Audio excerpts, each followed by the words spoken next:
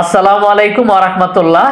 Zia cricket tournament, Comilla বিভাগীয় Zia cricket tournament আগামীকালকে অনুষ্ঠিত হতে যাচ্ছে। বাংলাদেশ জাতীয়তাবাদী দল বিএনপির সারা বাংলাদেশে 10টি সাংগঠনিক বিভাগ রয়েছে। 10টি সাংগঠনিক বিভাগকে কেন্দ্র করে বাংলাদেশ জাতীয়তাবাদী দল বিএনপি জিয়া ক্রিকেট টুর্নামেন্টের আয়োজন করেছে, যেখানে 10টি সাংগঠনিক বিভাগের 2টি করে টোটাল 20টি দল অংশগ্রহণ করছে এই টুর্নামেন্টে। এখান থেকে আসলে 20টি দল থেকে 10টি দল যাবে চূড়ান্ত পর্বে, যেখানে 10টি দলের সাথে ঢাকা মহানগর উত্তর, ঢাকা মহানগর দক্ষিণ সহ টোটাল 12টি দলের অংশগ্রহণে জিয়া ক্রিকেট টুর্নামেন্টের চূড়ান্ত পর্ব অনুষ্ঠিত হবে।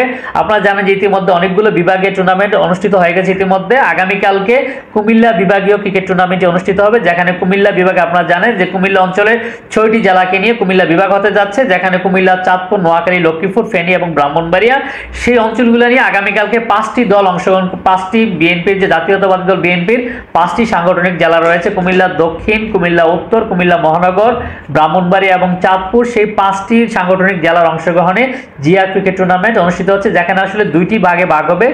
কুমিল্লা লাল এবং কুমিল্লা সবুজ নামে কুমিল্লা আগামী 29শে নভেম্বর মানে আগামীকালকে কুমিল্লার ভাষা সৈনিক শহীদ ধীরেন্দ্রনাথ দত্ত স্টেডিয়ামে কুমিল্লা লাল এবং কুমিল্লা সবুজ নামে 2টি দলে অংশগ্রহণ করবে, যেখানে কুমিল্লা লাল দলে থাকছে কুমিল্লা মহানগর এবং কুমিল্লা দক্ষিণ জেলা, কুমিল্লা সবুজ দলে থাকছে কুমিল্লা উত্তর, ব্রাহ্মণবাড়িয়া, চাঁদপুর। টোটাল 2 ভাগে খেলবে, যেখানে আসলে টি20 ফরম্যাটে টুর্নামেন্টটি হবে। এবং সবচেয়ে মজার বিষয় হচ্ছে কুমিল্লা অঞ্চলের দর্শকদের জন্য এই টুর্নামেন্টটি সম্পূর্ণ ফ্রি থাকবে।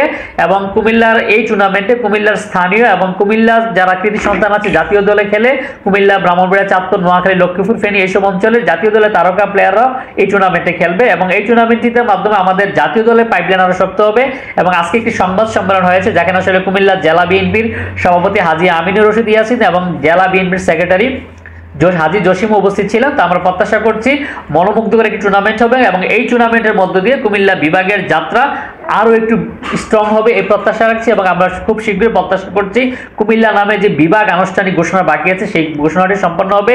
এই প্রত্যাশা আজকের মতো বিদায় নিব। ভিডিওটি শেয়ার করে বেশি বেশি সবাইকে দেখার সুযোগ করে দিন এবং আপনার মন্তব্য জানাতে বলবেন না। আজকের মতো বিদায় নিচ্ছি, কথা হবে অন্যদিন অন্য একটা ভিডিওতে। ভালো থাকবেন সবাই। আসসালামু আলাইকুম ওয়া রাহমাতুল্লাহ।